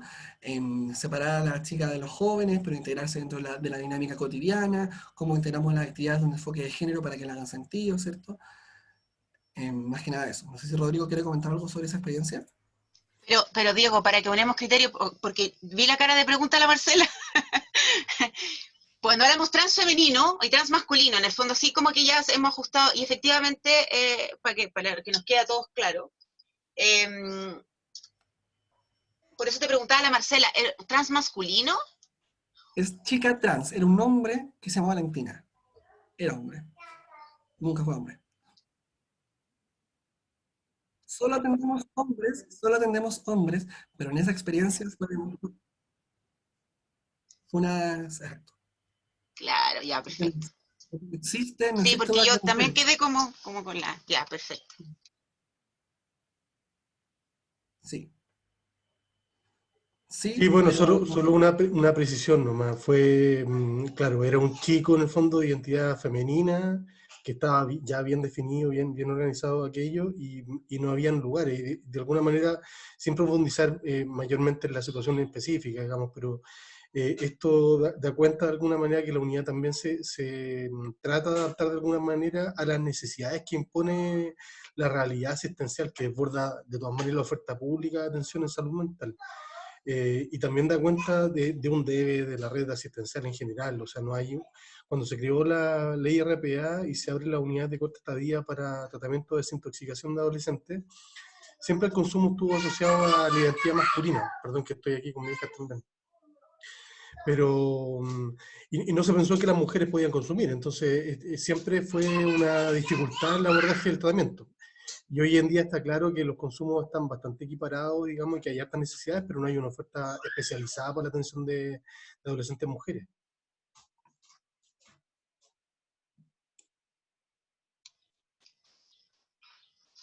Perfecto. No sé si alguien más tiene una pregunta que no alcanzo a escribir. Puedo hacer dos consultas en verdad, ¿no? Dale, Claudia. Sí, una es técnica, que tiene que ver con el compromiso biopsicosocial como antecedente de la derivación, pensando en los equipos que hay que derivar, porque el patrón de consumo y la conducta transgresora o disocial o pasivo-agresiva es fácil de diagnosticar, ¿ya? Está el criterio diagnóstico más sencillo. pero en relación al compromiso biopsicosocial es la pauta de senda, ¿cierto? Con esa pauta uno puede evaluar el compromiso para gestionar la derivación. Esa era mi primera pregunta. Y la segunda tiene que ver con el egreso. El egreso de la unidad, pensando que es un paso cero, ¿cierto? Así, en esa idea de paso cero. Y mi pregunta va, una vez que el chico logra egresar, ¿cierto? Me imagino que ya hay una abstinencia prolongada, por lo tanto las temáticas previas al consumo, no sé, trauma, trastorno del ánimo primario, todas estas temáticas se entregan en el egreso a un equipo, se da como ese paso de decir, ¿sabes qué? Esta persona, al estar abstinente, se levantaron ciertas temáticas, se trabaja en esa línea porque la vulnerabilidad posterior a la abstinencia son factores de riesgo posterior a la realidad, ¿cierto? En el entorno social.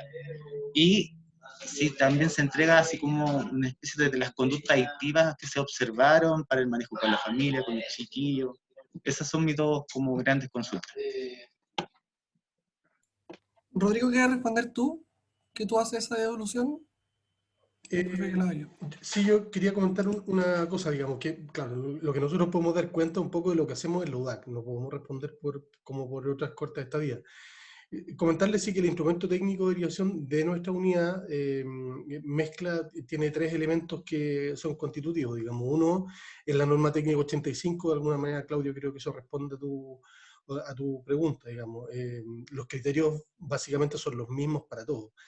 Una de las cosas que logramos nosotros integrar en la ficha de derivación también, y que era, de repente nos critican porque es un poco extensa, pero para efectos de los ingresos al SISTRAT, la ficha, por si no se han dado cuenta, en el fondo tiene todos los elementos para poder hacer los ingresos al SISTRAT, entonces debería ser un piso mínimo de intervención, y de ahí en el fondo que mezcla el tema de la norma técnica. Y el tercer elemento tiene que ver con los criterios clínicos propiamente tal, o sea, hay algunas cuestiones que en la práctica han surgido del trabajo cotidiano y que ha sido necesario como incorporarla. El tema de la suicidabilidad, el tema de la identidad de género, son elementos que hay que tener en consideración al momento de plantearse en un tratamiento. O sea, el ingreso a una unidad de corta estadía, más allá de la gestión de gama, debe ser algo planificado, porque cada adolescente requiere un contexto de intervención especializado. Y en ese entendido, en el fondo, de alguna manera lo que hace posible la intervención especializada es justamente atender esas particularidades de los adolescentes.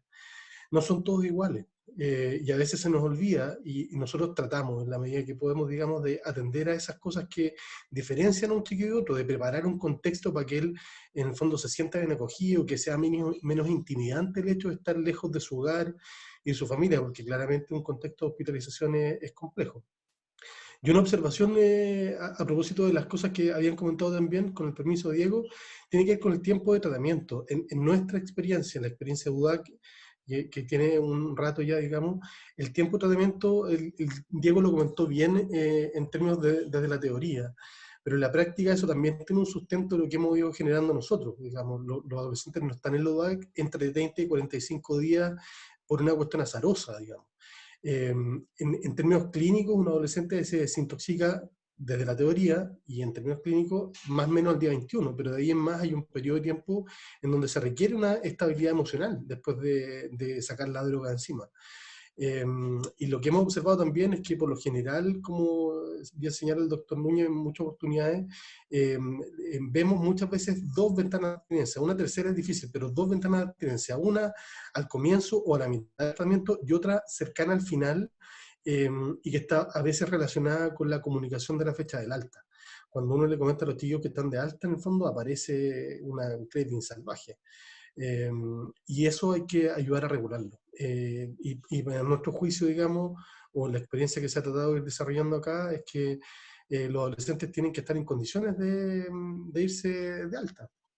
Y eso significa que tienen que estar estables emocionalmente al menos, además del tratamiento que implica el hecho de estar en la unidad.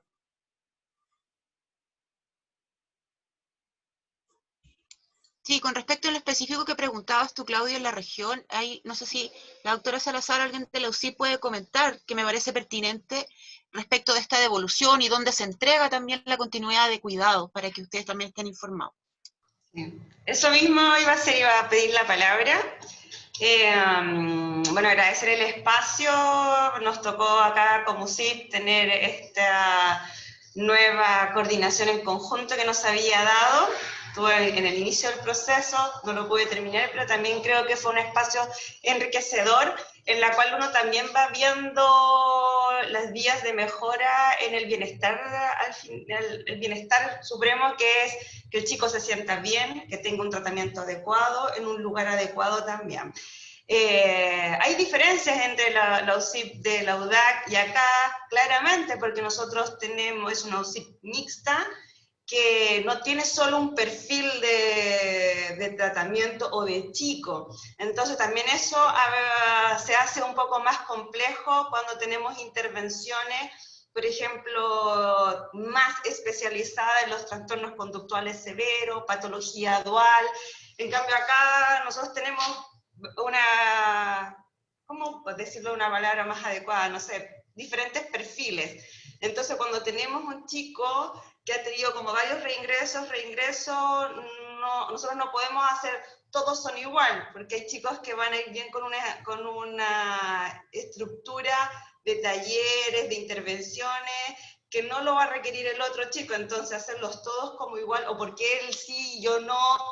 También el tema del cigarrillo, cuando aquí no se fuma, porque tampoco tenemos tantos trastornos de la conducta severo o abstinencia tan grave de los cigarrillos, pero cuando tenemos un chico con patología dual, que lo único que lo baja para autorregularse mejor es el cigarrillo y aquí no podemos, también eso para nosotros es un tema bien grande.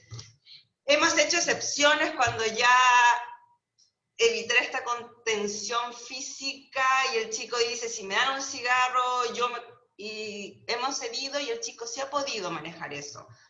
Pero hemos estado en este aprendizaje, creo que haber tenido esta modalidad nos ayuda también a nosotros como replantearnos, porque los chicos van a seguir llegando acá mientras haya la contingencia COVID, o tal vez las listas de espera son más, y tenemos que darle esa atención. La idea es ir preparándonos cada vez más y viendo las necesidades. Hay varias cosas que también que ustedes hacen en UDAC, que nosotros también lo hemos estado haciendo acá, y también es bueno que las intervenciones siempre también tienen una base desde la formación, desde lo que hace una unidad especializada.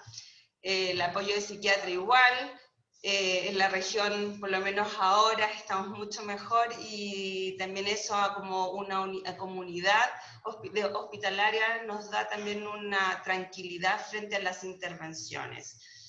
Eso era como contar un poquito como de la experiencia, y creo que como van a haber bueno, vamos a seguir en esto, entonces desde ahí también van a ser más las preguntas, más las intervenciones, pero también agradecer, no había tenido la oportunidad de ver a la UDAC en ese periodo, así que agradecer el espacio, que fue enriquecedor para todos, yo creo, para los dos equipos. Y también, bueno, desde la parte como ambulatoria, sí, nosotros acá, desde la unidad, este año hemos tenido harto trabajo intersectorial. Estamos tratando de como potenciar la parte ambulatoria. Hemos tratado de agregar también otros insumos, como un plan de crisis, que lo hacemos junto con los pacientes cuando ingresan, para evitar como...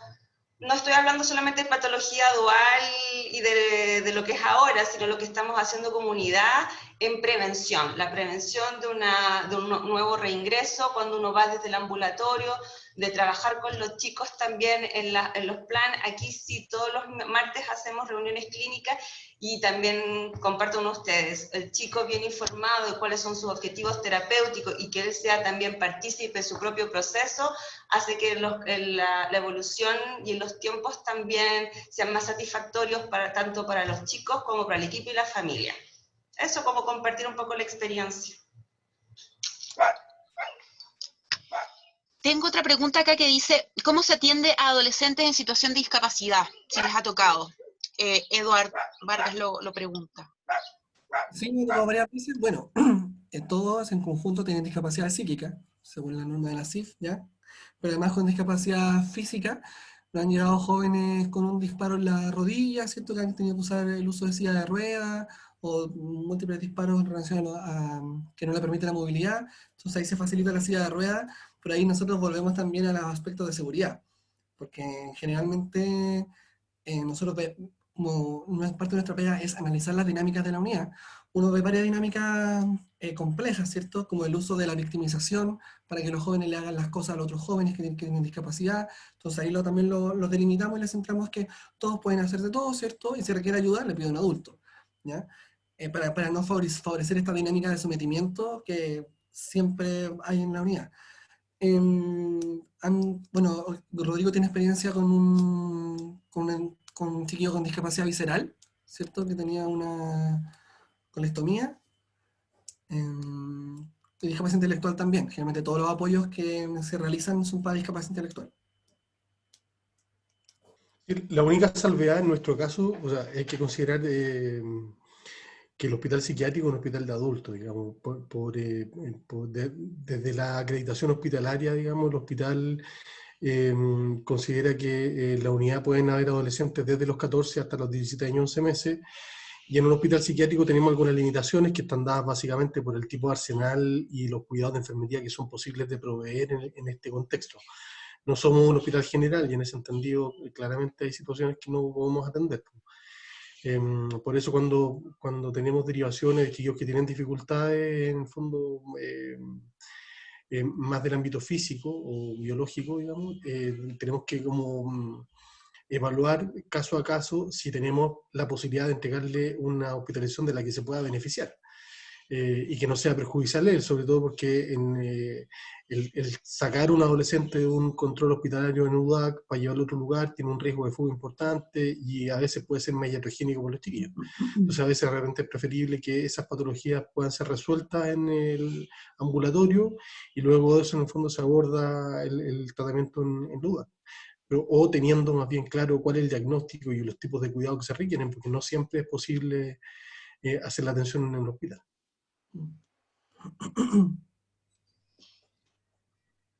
Y Pablo Miranda quería hacer o comentar algo sobre la pregunta de masculinidades que había formulado anteriormente. No sé si Pablo todavía está conectado. No, Sí. no los veo a todos. Hola, Pablo.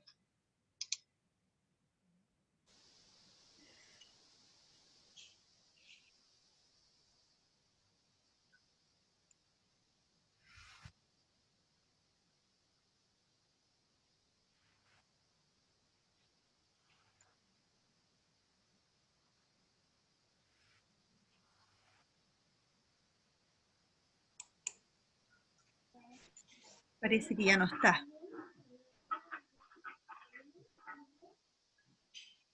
La Fran.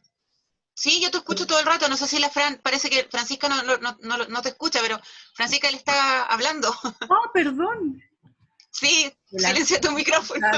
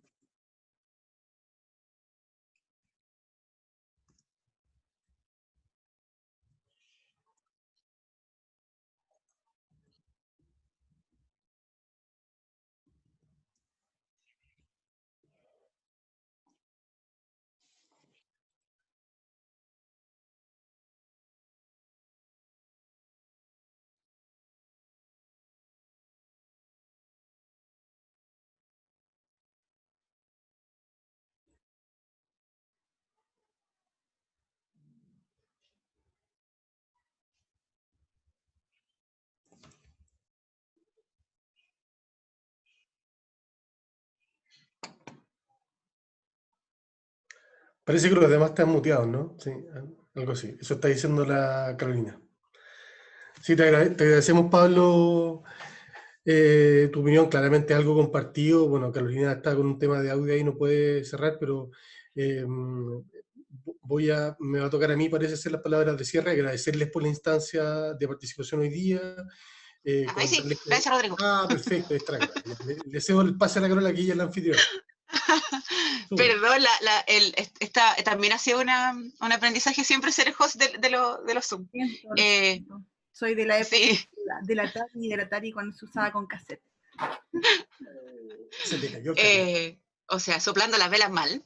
Chiquillos, creo que en virtud del tiempo, me imagino ya están todos cansadillos. Tenemos otras 2 sesiones, ¿sí? Donde vamos a tener a la doctora Rodríguez, al doctor Núñez, que vamos a poder, como decía Pablo, ir mirando también, o la doctora Salazar ir mirando otros aspectos de esta capacitación. Les agradezco la apertura, otra vez les agradezco las preguntas, y también le agradecemos al equipo de la UDAC y a ustedes también, a todos los equipos que están presentes, porque fueron hartos y creo que esta es la primera del año que tenemos donde hemos podido confluir a los equipos de salud, a los equipos de tratamiento de consumo y a los equipos Sename y algunos otros invitados que me alegro que hayan podido asistir. Así que agradecerles y nos vemos el próximo viernes. Agéndenlo a la misma hora, a las 11:30, para que estemos todos acá. Gracias a todos.